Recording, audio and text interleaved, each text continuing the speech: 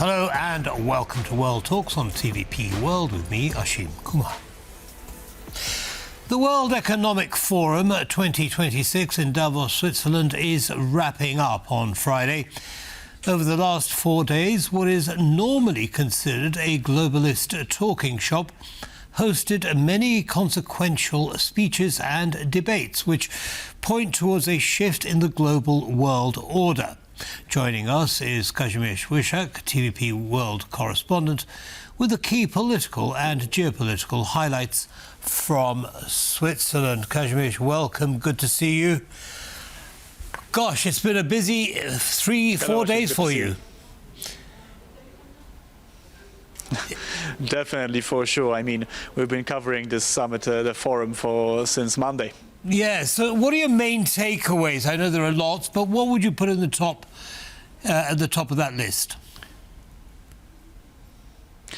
Oh gosh, really, it's difficult to choose. There's been so many things happening here that it feels like we've been here for 2 weeks instead of a few days. I mean, what we are seeing definitely coming out of this forum is a sense of a shift in the world order. There's been a sentiment repeated throughout the week by various European officials and analysts alike. So that's one such thing. But let's start with the beginning, I guess. I mean, when we got here first, the entire forum was overshadowed by this major feud between the United States, the Donald Trump administration, and Europe over Greenland.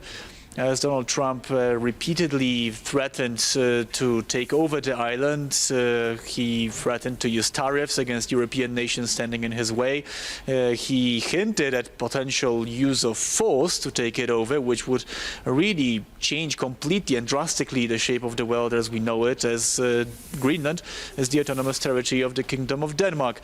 So when we were coming here, there was really a sense of buzz and anticipation here in Davos. It's a quaint little town in Switzerland, but for a few days it turned into this hotspot of international attention, with black SUVs blocking the entire streets for the entire day, with security officers everywhere, with more than 60 world leaders gathering here from various continents. And everyone was talking about this feud between the United States and Europe. And, well, we've seen this feud change throughout the week as US President Donald Trump arrived here finally to Davos. He excluded the use of force to take over the island, which gave everyone big sigh of relief. However, before that happened, just a day before, we've heard some strong commentary from European leaders, European Commission President Ursula von der Leyen and French President Emmanuel Macron, saying that Europe now needs to become fully independent, permanently independent, that the tariffs that Trump was threatening were a mistake, and, well, some strong criticism towards Trump. There were also some European allies saying that we should use the so-called trade bazooka, massive economic measures in retaliation against the United States if they imposed these tariffs. So plenty of tensions here for the first few days. Right. I mean, I can imagine what the tension must have been like. But fortunately, Trump backed off from the tariffs. He said he wouldn't use force. And apparently there is a framework now being finalized, which makes everybody happy. So I guess that the temperature's gone down substantially in more ways than one. Tell me, did you find that this whole Greenland conversation was taking away from Europe's focus and America's focus on the war in Ukraine? Oh, definitely, Ashim. I mean, when we came here, like I told you just before, everyone was talking about this feud. Everyone was talking about what's going to happen. Are we seeing the end of NATO? Is the United States going to take over the island or not? What about these tariffs? Ukraine was barely mentioned, and because of that, Ukrainian President Volodymyr Zelenskyy cancelled his arrival to Davos. He actually came here today, but it was a special trip because first, request. He was supposed to be here earlier, and he didn't show because there were some massive strikes across Ukraine from Russia. He gave that as an official reason, but everyone felt here that he did it because he felt like the conversation shifted towards Greenland. And you've rightly mentioned that Trump then pulled these threats, not only the threat of using force, but also the threat of these tariffs against European nations. He did it immediately after his speech here, after he met with NATO Secretary General Mark Rutte and some other European leaders, which are usually referred to as so-called Trump whisperers, meaning those that Trump likes, maybe admires in some way, but generally speaking respects. This includes, for example, Finnish President Alexander Stubb. So you could say that Europe played the cards quite well here. I mean, they really did the so-called strategy of the good cop, bad cop. I mean, at first they threatened with retaliation, strong measures, said we need to be independent. And then when Trump arrived here, we've heard much softer tones. For example, from Polish President Karol Nawrocki, who is also considered Trump's ally, saying that no, NATO is still united, that we need to de-escalate, we need to calm tensions, and that's exactly what they did. And after Trump's speech, Trump announced that he will be pulling these tariffs, that he will no longer use them because there is a deal in the making. This deal, we are still waiting on what exactly it would mean, but there are reports that the Kingdom of Denmark and the autonomous territory, the island of Greenland, would allow the United States to own some pieces of land on the island for the military bases. As Trump says, he needs Greenland for security.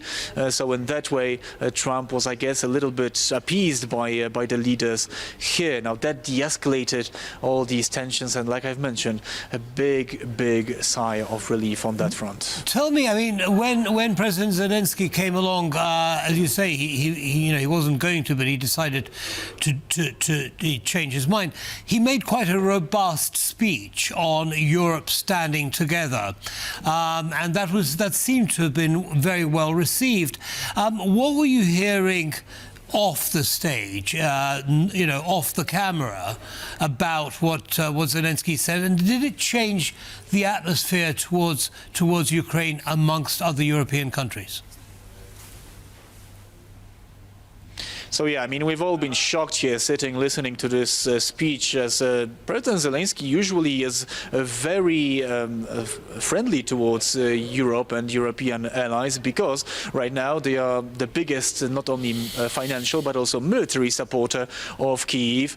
They recently agreed on the $90 billion or euro, loan for Ukraine. So massive financial boost for Ukraine. However, today Zelenskyy came to his speech really visibly angry, saying that Europe now needs to really step up and be able to defend itself more. He compared Europe to a salad, which is seasoned with countries which are against the Europe itself.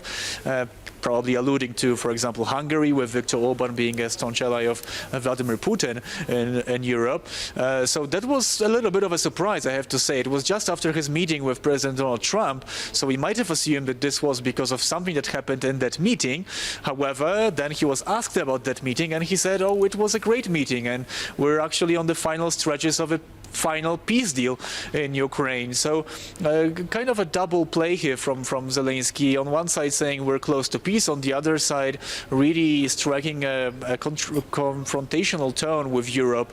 That was quite interesting for sure. And I mean, some countries are already responding, saying that, well, don't forget, we are supporting you financially and militarily, so maybe, calm down just a little bit.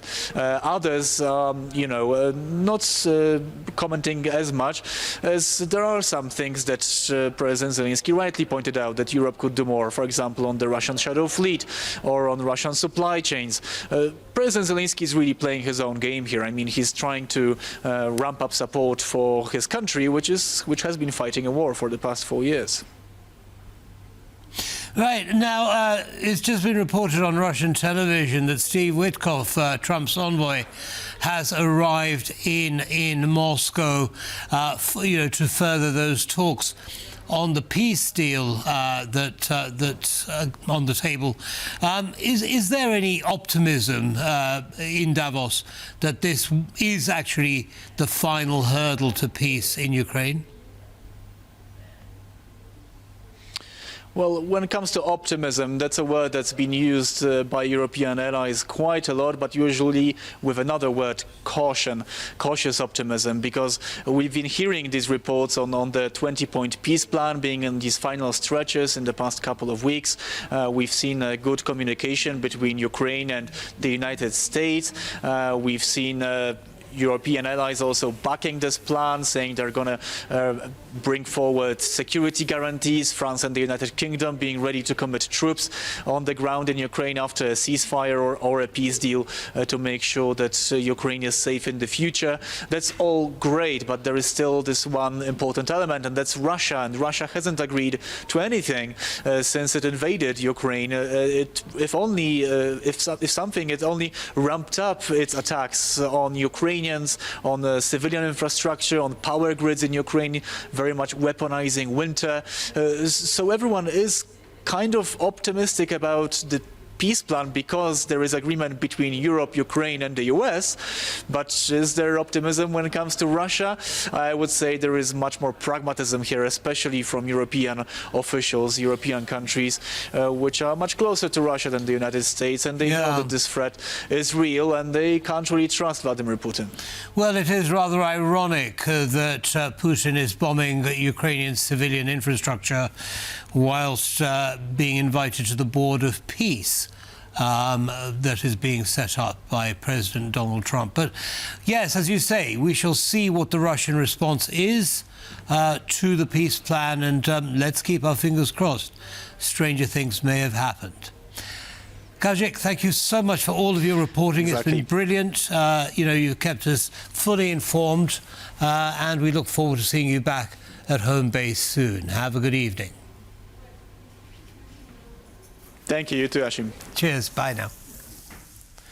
That brings us to the end of this episode of World Talks. Don't go away, lots more coming up.